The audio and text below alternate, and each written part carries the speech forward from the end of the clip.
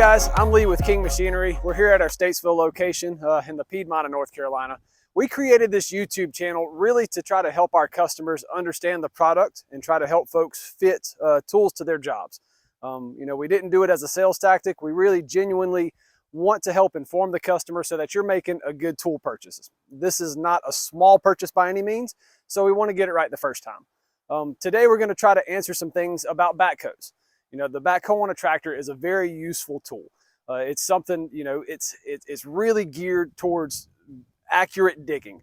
If you're pulling up stumps, clearing the edge of a pond, digging out pond banks, doing drainage work, things like that. It's a great tool to have. These little tractors that we have in front of us are 1635 and 1626, a compact utility tractor. But the size shouldn't fool you with these. A backhoe of this size, you really have a dig depth of about 86 inches. So, I mean, you've got something that's really capable to get out some really big stumps. I've seen stumps the size that, would fill up the back of a 3/4 ton pickup truck pulled up by these little tractors. So really capable. But it brings the question, is it something that you can justify buying?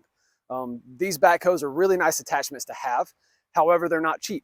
Just the attachment alone, you're looking typically around $9,000 in this size.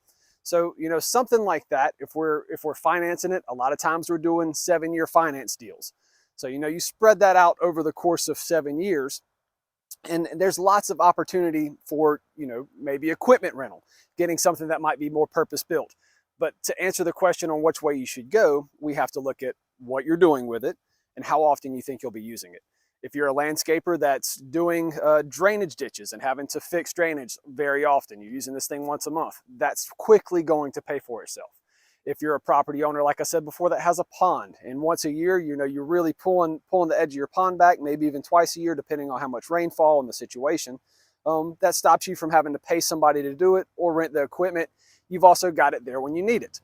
That kind of goes into another thing. A backhoe is a frame-mounted attachment. This mounts onto the frame of the tractor. This does come on and off. It's not the easiest process in the world for someone new, but after you do it 3 or 4 times, you really get the hang of it. But you have to be able to store this thing. You have to have a place to put it. You have to have a nice level spot to take it on and off. So just all kinds of things to really think about if you can, justify the cost and, the work of having it. I do understand having something there when you want it. Having a tool at your disposal, not having to plan out around the weather or somebody else's schedule is really nice.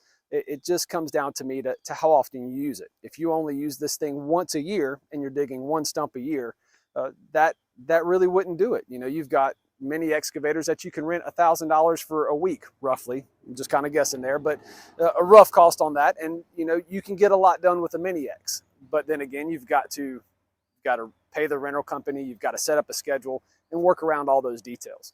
But we use all that and try to work through every customer situation to see what's going to be the best fit for you, because we don't want to waste your money or waste your time and have a higher payment than you need to. But we also, we want you to have the tools that can help you get your property taken care of. And there's different styles of these as well. Each tractor will kind of have a different fit. The one that we were just kind of hovering around has a 1-seat setup to where you take the seat, you pick it up and you spin it around. This 1626 is nice in the aspect that it has its own seat on the back. So this is really good if you can, run it in a team. You have somebody that's driving the tractor and somebody that might be digging a drainage line or digging a utility line that you're putting in. It's also something, if you have a harder time getting off and adjusting a tractor, you can just get right off of one side and right onto the other. So lots of little things to take into account there. So we're going to leave the 1626 that has 2 separate seats, your backhoe assembly and your tractor, and kind of move to the more modular version, the 1635. So this has 1 seat with a backhoe assembly that tucks tighter to the tractor. These usually require a little bit of finesse to kind of get them up, but it's just it's like a transformer on a tractor. Everything just kind of rotates around, clicks in, and now you're ready to go to work on the back side of the tractor. So not an ideal setup if you're running 2 operators, but it's really nice to have just because it gives the tractor a little bit more stable feel, with the backhoe assembly feeling, closer to the tractor, more central weight. But we can get, backhoe assemblies for the smallest tractor we make all the way up to the biggest. So from 20 horsepower to 75 horsepower, we have a backhoe option on almost everything we do. And, sizing the tractor and sizing the backhoe to work is also important. But that being said, the owner of the shop here, he's got property down the road that he maintains. They dug a swimming pool at his house, and he used the smallest thing that we have, a little 20 horsepower tractor with a backhoe, to do the finesse work, digging out steps and kind of some finish work there with that backhoe assembly. So, you could dig a pond theoretically with a 20 horsepower tractor if you have the time. It just depends on the type of work, how much time you have, and how much money we have to invest, in the tools that you're looking at. We did mention that the backhoes are frame mounted onto the tractor. They mount to a subframe. But they do come off, so you can use your 3-point lift, 3-point attachment. We just wanted to clarify that for folks that maybe have not been on a tractor very long. So this backhoe assembly does come off, and you do have your 3-point lift arms to run, to pick up a bush hog or box scrape or anything like that. So this is essentially just another attachment. It's a very big hydraulically driven attachment, but that's all it is. So this does come off. You can utilize the back of the tractor in a normal way with your 3-point lift arms, and use any other farm implement that you need to maintain your property. But just wanted to make that clear. So one more thing we wanted to add, might as well just kind of go over it a little bit and play on one, show the controls and how these things kind of move and operate. But it's fairly simple. I haven't had a whole lot of personal experience running these in my life. So a lot of times it takes me a little bit to kind of get used to what direction, what points operate and such. Something with these assemblies, we do want to make sure that we get the transport pins out. So there are pins that are in there that allow you to lock it into place as you're running the machine. So I might have to start it. Yeah, that's under some tension. So we'll start the tractor, get it going, relieve some pressure, and get this to where we can play around on it for a little bit.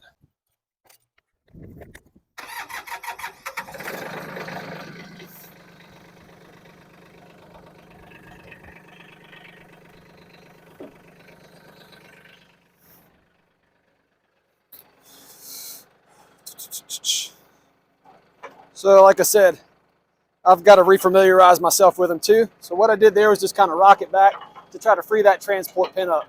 So now I need to go towards me.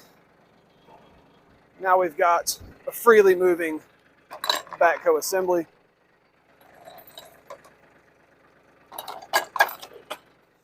Just looking over, make sure that I'm not leaving any pins in there so we can actually use this thing. So the tractor's running, so it can push hydraulic flow to what we're doing. I'm not going to idle it up, but if you were working it hard, you would want the tractor to be idled up a little bit more, so we're creating more flow so we can use this to its full capacity.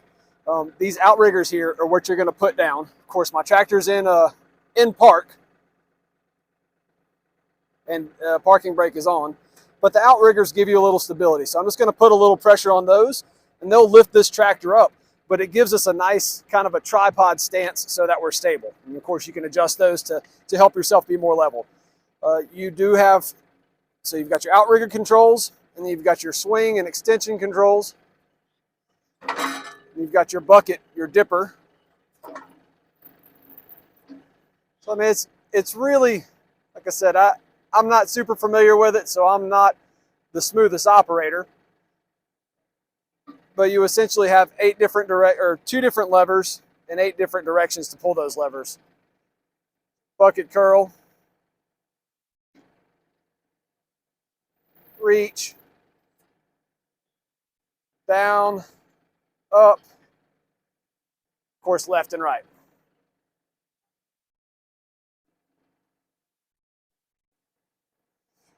And the higher that you have the tractor turned up, idled up, the faster this stuff will move and the more strength it'll have. We just kind of wanted to keep it idled down just for volume purposes. But then once you've kind of got everything done that you're doing when you're working, of course you can lift these outriggers up, climb off your backhoe, get back on your tractor, and go to the next part where you're working to account there. But if you have time, you have questions, you're more than welcome to call us at our main number, 704-872-8728, and we can try to walk you through it. And you know, we'd be glad to quote you on anything if you're curious about it, or if you have, you know, if you're in the area and you want to come out and try one and see what it feels to drive one around, or you know, even work the backhoe a little bit. We don't mind helping you out there too. But again, this is Lee, King Machinery, main store, Statesville, North Carolina, 704-872-8728. Please like and subscribe. If you have questions, comment below. We'll try our best to get back to you soon. Thanks.